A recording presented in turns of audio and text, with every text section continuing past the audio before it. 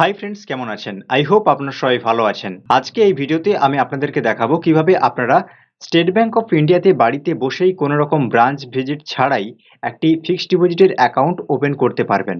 হ্যাঁ বন্ধুরা, আপনাদের যদি স্টেট ব্যাংকের যে সেভিংস অ্যাকাউন্ট থাকে এবং সেই সেভিংস অ্যাকাউন্টের ইন্টারনেট ব্যাংকিং লগইন থাকে এবং অ্যাক্টিভ থাকে, তো সেক্ষেত্রে আপনারা বাড়িতে বসে স্টেট ব্যাংকের অফিসিয়াল ওয়েবসাইট থেকে একটি এফডি অ্যাকাউন্ট ক্রিয়েট করতে পারবেন। সেই সঙ্গে জানিয়ে রাখি, আপনারা যদি অফলাইন অর্থাৎ ব্রাঞ্চে গিয়ে যদি ফিক্সড ডিপোজিট ওপেন করেন, সেক্ষেত্রে ব্রাঞ্চে গিয়েই কিন্তু আপনারা এটিকে ক্লোজ করতে পারবেন বা আপনার যে ম্যাচুরিটি অ্যামাউন্ট হবে সেটা কিন্তু ব্রাঞ্চে গিয়েই আপনি এটাকে উইথড্র করতে পারবেন। আপনি হয়তো আগে এটি অফলাইন করেছেন কিন্তু অনলাইনে এটি উইথড্র করতে চাইছেন, সেক্ষেত্রে কিন্তু এটা হবে না। অর্থাৎ অফলাইনে যেটা করেছেন সেটা আপনাকে অফলাইনেই উইথড্র করতে হবে।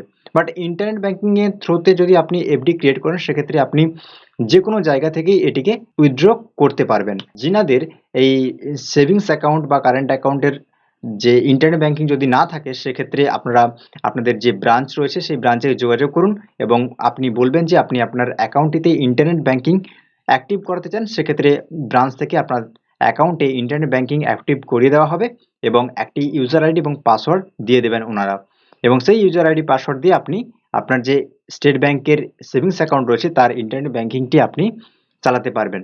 তো চলুন দেরি না করে ভিডিওটি শুরু করা যাক। সো বন্ধুরা, এফডি অ্যাকাউন্ট ক্রিয়েট করার জন্য আপনাদেরকে এসবিআই এর যে অফিসিয়াল ওয়েবসাইট রয়েছে সেখানে চলে যেতে হবে। তো চলুন, আপনি যদি মোবাইল থেকে করেন, সেক্ষেত্রে মোবাইলের যে ব্রাউজার রয়েছে, যে কোনো ব্রাউজার সেটা আপনি ওপেন করে নেবেন। আমি এখানে ক্রোম ব্রাউজার ওপেন করেছি, দেখুন। এরপর এখানে আপনি টাইপ করবেন অনলাইন এসবিআই। অনলাইন এসবিআই এটি টাইপ করে এখানে এন্টার প্রেস করে দেবেন। সো বন্ধুরা, অনলাইন এসবিআই টাইপ করার পরে যদি আপনি এই যে সার্চ বাটন রয়েছে, সার্চ আইকনে ক্লিক করার পরেই কিন্তু এখানে অনেকগুলো ওয়েবসাইট চলে আসবে। আপনারা খেয়াল রাখবেন যে এই ওয়েবসাইটটি কিন্তু অফিসিয়াল ওয়েবসাইট এখন www.onlinesbi.sbi, ঠিক আছে, এটাও কিন্তু রয়েছে। তো আপনারা যদি এটাতে ক্লিক করেন, তো এই রিটেল যে অনলাইন এসবিআই এটাতে কিন্তু এটা রিডিল করে দেবে। তো আপনারা এই যে ওয়েবসাইটটি রয়েছে এটার উপরে কিন্তু ক্লিক করবেন, এটাই কিন্তু অফিসিয়াল ওয়েবসাইট। সো আমি এই অফিসিয়াল ওয়েবসাইটটির উপরে ক্লিক করলাম। ক্লিক করার পরেই দেখবেন এরকম একটি ইন্টারফেস চলে আসবে, এরকম একটি পেজ ওপেন হয়ে যাবে।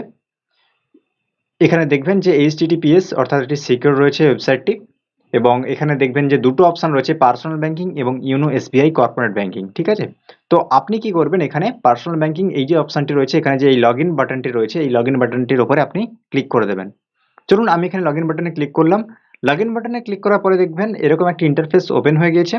এরপর এখানে দেখুন কন্টিনিউ টু লগ ইন এই অপশনটি রয়েছে, এই অপশনটির উপরে আপনি ক্লিক করবেন।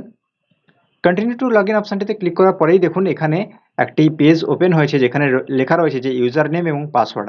আপনার যে অ্যাকাউন্টের যে ইউজার নেম এবং পাসওয়ার্ড রয়েছে, অর্থাৎ আপনি যেই অ্যাকাউন্টের এগেনস্টে ইন্টারনেট ব্যাংকিংটি অ্যাক্টিভ করিয়েছেন, ইউজার নেম এবং পাসওয়ার্ড এখানে টাইপ করবেন। ইউজার নেম এবং পাসওয়ার্ড টাইপ করার পরেই এখানে দেখবেন যে এন্টার দ্য টেক্সট অ্যাজ শোন ইন দ্য ইমেজ, ঠিক আছে, এখানে ক্যাপচা টাইপ করবেন।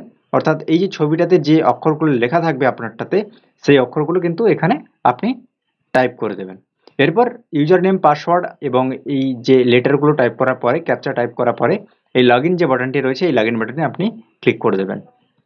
লগ ইন বাটনে ক্লিক করার পরেই দেখবেন এরকম ওটিপি আসবে, ওটিপি আপনাকে টাইপ করতে বলবে।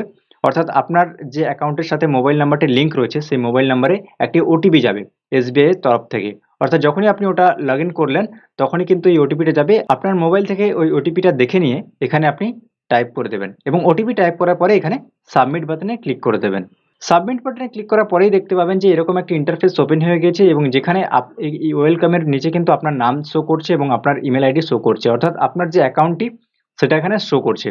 এখানে সিকিউরিটি রিজনের জন্য আমি এগুলোকে হাইড করেছি, ঠিক আছে। এখানে আপনার অ্যাকাউন্ট নাম্বার শো করবে, অর্থাৎ যতগুলো সেভিংস অ্যাকাউন্ট আপনার রয়েছে এসবিআইতে, সেই অ্যাকাউন্টগুলো কিন্তু এখানে শো করবে, ঠিক আছে। এরপর এখানে ডিপোজিট অ্যাকাউন্টস, অর্থাৎ আপনি যদি এর আগে কোনো এফডি করে থাকেন, সেক্ষেত্রে এই ডিপোজিটস অ্যাকাউন্ট এখানে শো করবে। আমি এর আগে দুটো করেছিলাম, তো সেই জন্য এটা শো করছে।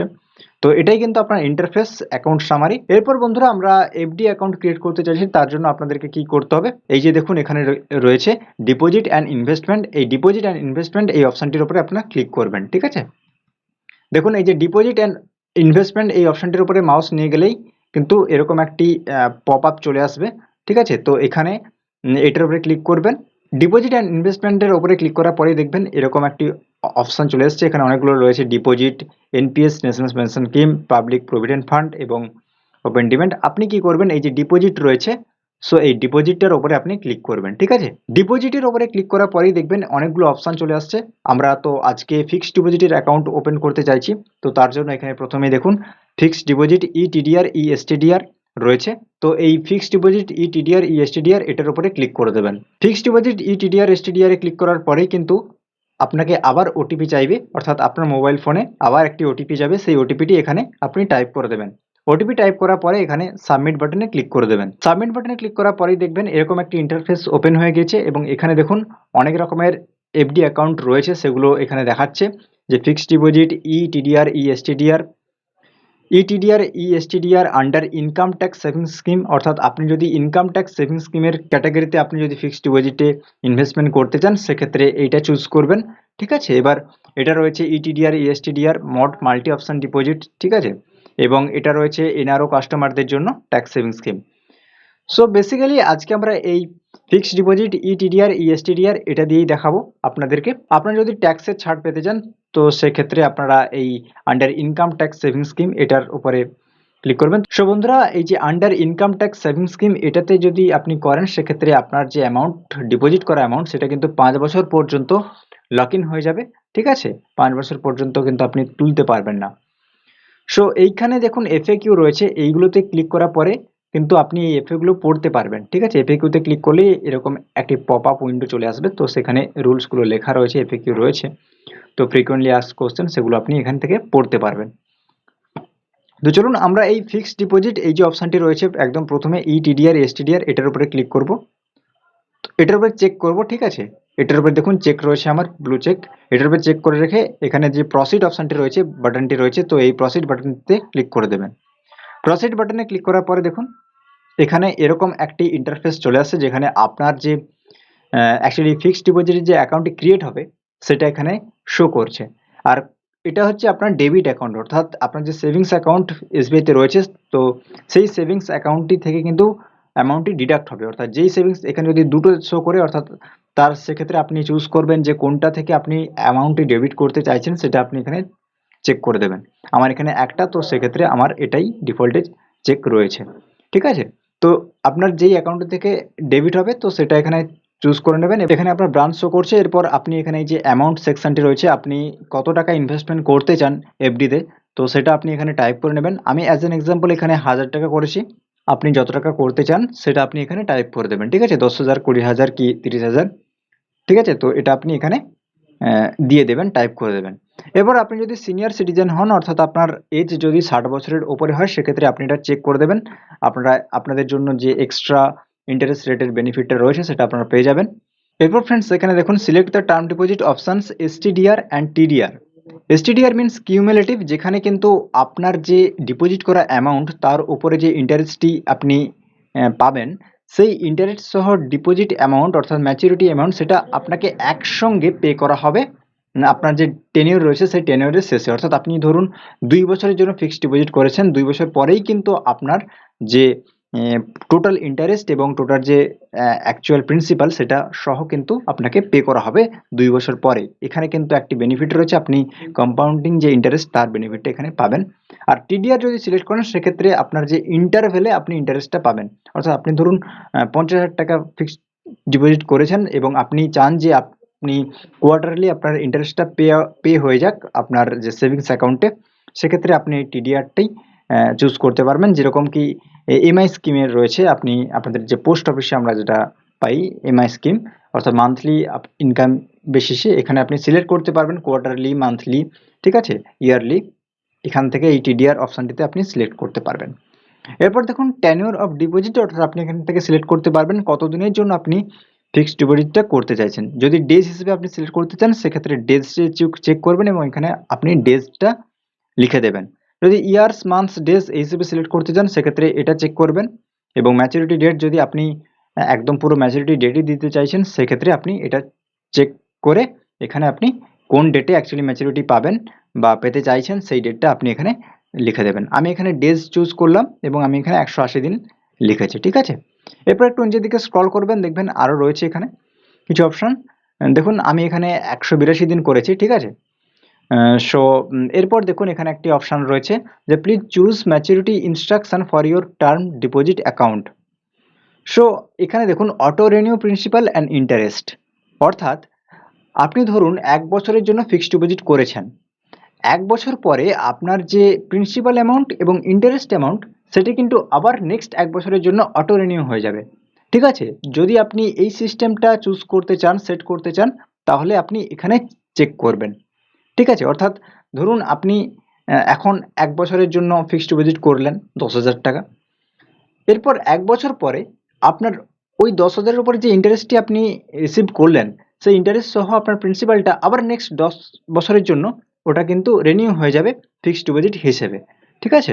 তো এরকম যদি আপনি করতে চান সেক্ষেত্রে আপনি এটাতে চুজ করবেন। আর এখানে সেকেন্ড যেটা রয়েছে auto renew principal and repay interest, অর্থাৎ আপনার যে প্রিন্সিপাল অ্যামাউন্টটি সেটা কিন্তু রিনিউ হবে, বাট আপনার যে ইন্টারেস্টটা আপনি কালেক্ট করলেন বা রিসিভ করলেন সেটাই কিন্তু আপনাকে পে করে দেওয়া হবে ওই যে টেনিউরটির পরে। ধরুন আপনি 10,000 টাকা ফিক্সড ডিপোজিট করলেন এবং আপনার 400 টাকা ধরুন ইন্টারেস্ট, তো আপনি 400 টাকাটাই কিন্তু আপনার 1 বছর শেষে আপনি ওটা আপনার সেভিংস অ্যাকাউন্টে পেয়ে যাবেন এবং 10,000 টাকা কিন্তু আবার ওটা নেক্সট 1 ইয়ারের জন্য ওটা ফিক্সড ডিপোজিট হিসেবে রিনিউ হয়ে যাবে। এরপর দেখুন থার্ড অপশন রয়েছে রিপে প্রিন্সিপাল অ্যান্ড ইন্টারেস্ট, অর্থাৎ রিপে প্রিন্সিপাল অ্যান্ড ইন্টারেস্ট মানে কি, যে আপনি ধরুন যে টেনিউরটি সিলেক্ট করেছেন সেই টেনিউরের পরেই কিন্তু পুরো প্রিন্সিপাল সহ ইন্টারেস্টটি আপনার ডিপোজিট হয়ে যাবে আপনার সেভিংস অ্যাকাউন্টে। ঠিক আছে? ডেবিট অ্যাকাউন্ট, যেই ডেবিট অ্যাকাউন্ট থেকে আপনার মানিটি ডিডাক্ট হয়েছিল। ঠিক আছে? অর্থাৎ রিপে মানে কি একদম আপনার যে ধরুন 1,00,000 টাকা আপনি দিয়েছিলেন, তো 1 বছরের জন্য আপনি ফিক্সড ডিপোজিট করেছিলেন, তো 1,00,000 টাকার যে ইন্টারেস্ট সেটা 1 বছর পরেই ওর যে প্রিন্সিপাল অ্যামাউন্ট সহ ইন্টারেস্ট পুরো একসঙ্গে আপনার ডেবিট অ্যাকাউন্টে ক্রেডিট হয়ে যাবে। ঠিক আছে? এরপর আপনি এখানে এদের টার্মস অ্যান্ড কন্ডিশনটি অ্যাকসেপ্ট করবেন, এখানে চেক করবেন, চেক করার পরে এখানে সাবমিট বাটন রয়েছে, এই সাবমিট বাটনে আপনি ক্লিক করে দেবেন। সাবমিট বাটনে ক্লিক করার পরেই দেখবেন যে এখানে এরকম একটা ইন্টারফেস চলে আসছে।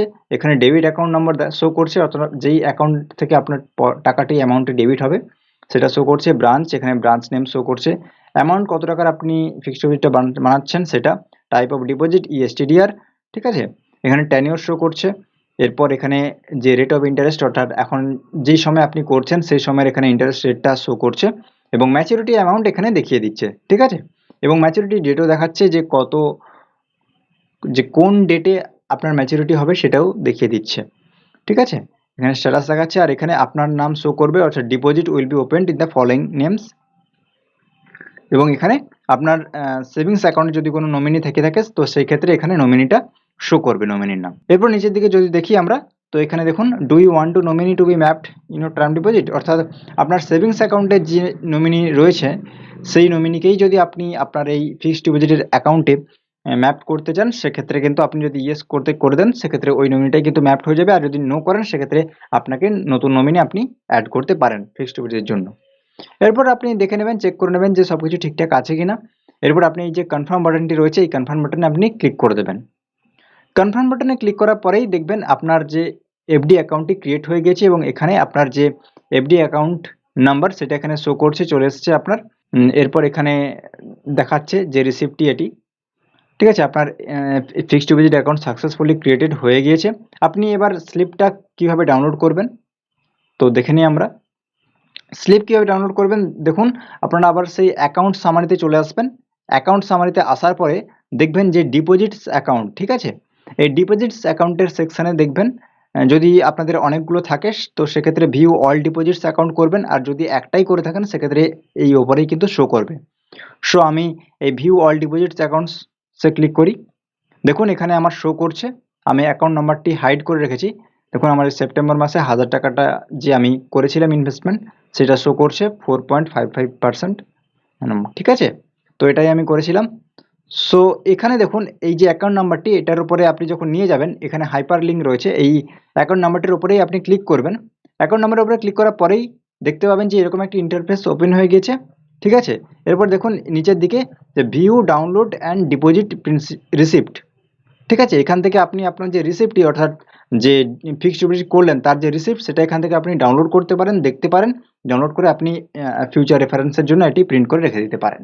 সো বন্ধুরা এভাবেই কিন্তু আপনারা স্টেট ব্যাংক অফ ইন্ডিয়াতে বাড়িতে বসেই কোনো রকম ব্রাঞ্চ ভিজিট ছাড়া, কোনো রকম ব্রাঞ্চে গিয়ে লাইনের ঝামেলা থেকে আপনি দূরে থাকতে পারবেন।